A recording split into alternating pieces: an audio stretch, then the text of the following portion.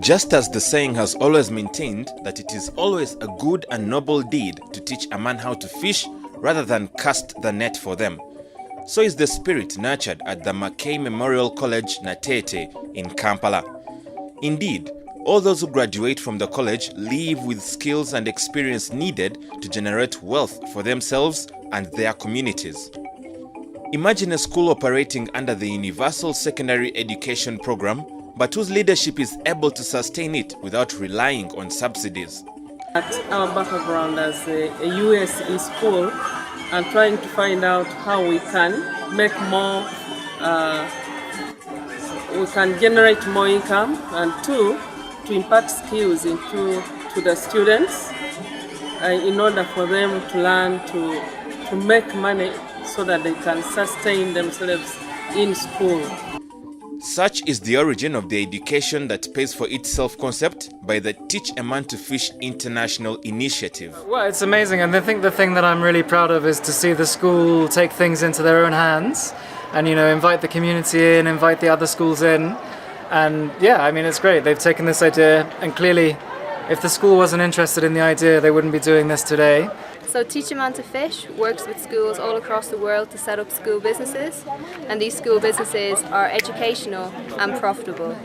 So the school businesses help young people get a more practical, relevant education that prepares them for work, and also the school businesses help schools to make more money to support their staff and their core costs. Indeed, last year, Mackay Memorial College Natete was host to over 200 local and international delegates who shared experience and expertise on how vocational education and its impact create employment and sustainability for schools and students. To this effect, as a way of implementing some of these skills acquired, the college runs and is reaping from their projects, with chicken rearing topping the list. The project really is too helpful to the students, whereby the students, they feed the chicken, they give them food, they give them water, and so they govern the project. So they are getting skills of marketing, skills of customer care, because we have customers who come at the farm to pick the eggs and to buy chicken also. Being the college's non-uniform day for students, it was time to exhibit poultry education value chain, including the processing and marketing skills of the chicken products. These students are able to display skills in poultry breeding. We get skills like how to vaccinate these chicken when they are sick. For example, if they are attacked by diseases like coccidiosis, like foot rot, and others. So I get to know how to look after them, how to feed them, at what time, the type of food to give, at which age, and others. Well, these students have to master the art of handling poultry products. In this, they bake different products using eggs, roast chicken, and they sell to customers with special emphasis on record keeping. At least to expose some of our projects, as you see, this is our chicken project, and we have got some of them, and we have fried as you see, we have roasted as you see. So we are trying to get at least some money from our project. We are exhibiting roasting. We are gaining how to roast chicken. As you see, some students are buying, and this man, I think, will help us to gain more.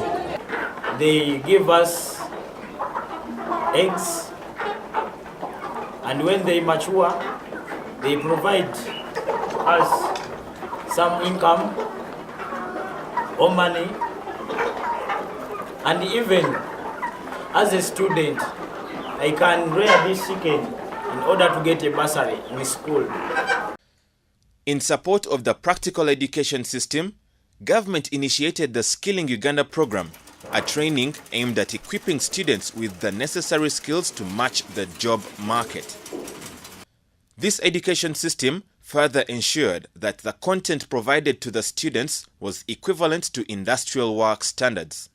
The program is not only about emphasizing on academics or just practical aspects, but it's about infusing the two so that our children meet the demands of the global economy as well as engage in good citizenship and participate fully in a vibrant economy and civil society. The program seeks to embrace the skills requirement and the competences for all students, including those in primary, secondary, and tertiary education levels. In respect to this approach, education that pays for itself, I'm pleased to note that our students have been assisted to acquire those competences, like, for example, writing business plans and setting up small-scale businesses in schools to generate income for themselves, for the school, and for the staff. I'm sure the skills acquired at this level can be employed through various avenues in the pursuit of their education. For example, in business, at the end of the day, for example, if they acquire a diploma, they'll be able to be very good business managers, marketeers, accountants, or creating other opportunities, like e-selling, packaging of materials, distribution of facilities, and many, many other things. So it is a very important skill that is going to assist our students for many, many years to come.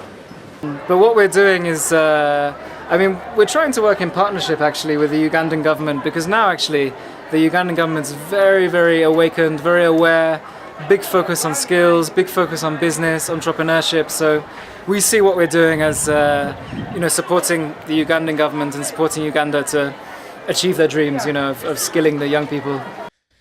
Mackay Memorial College is a government-aided secondary school nurturing over 1,000 students and is now famous for equipping its students with a number of vocational skills. I have a number of students, of people who went through the school who have already started projects in chicken rearing, in piggery, in decorating for weddings, in farming, all sorts of projects. This initiative is part of the global movement for skilling learners under the Teach a Man to Fish project, in which schools like Mackay Memorial College have been supported to compete in the school's entrepreneurship challenge. Well, it runs every year. This particular year we're going to finish in November, and then we have a prize giving in January, February. We announce the winners, so that's when we'll be giving out prizes. Last year I think one of the Ugandan schools was one of the top winners. They won about $5,000. So this is what we're going to be doing, and we'll be holding press conferences and advertising, what's happened, who are the winners. And then we also have some other projects on board, working with some schools in Wakiso, Mukono coming on. So yeah, you'll be seeing more of us. As more schools embrace such initiatives by the Teach a Man to Fish organization, Uganda will have more job creators than job seekers to reverse the current unemployment burden. Last year, we were with a Teach a Man to Fish, and they were teaching us how to make a business plan. For us at our project, we grow vegetables, we rear chicks, goats, cows. Believe me, somehow I managed to convince the management, and we put up the bazaar within 5 days with 28 students, and we managed to get the net profits of 8,000 rupees. I've acquired many skills. For example, I know a certain number of feeds that should be given to a certain number of birds. Another thing I like at my projects is that I'm creating a relationship between teachers, because there is interaction between me and students. Our skilling, and I'm not of the view of making just separate technical schools. It will still be theoretical, but trying to make the whole curriculum vocational is the best way, because even if you are doing literature, you should be able to learn to write articles, to write books, to write whatever, and you make money. Teach a man a fire, and you waiting for a night. Teach a man to make fire, you keep him warm the rest of his life. Woo! Let us get together.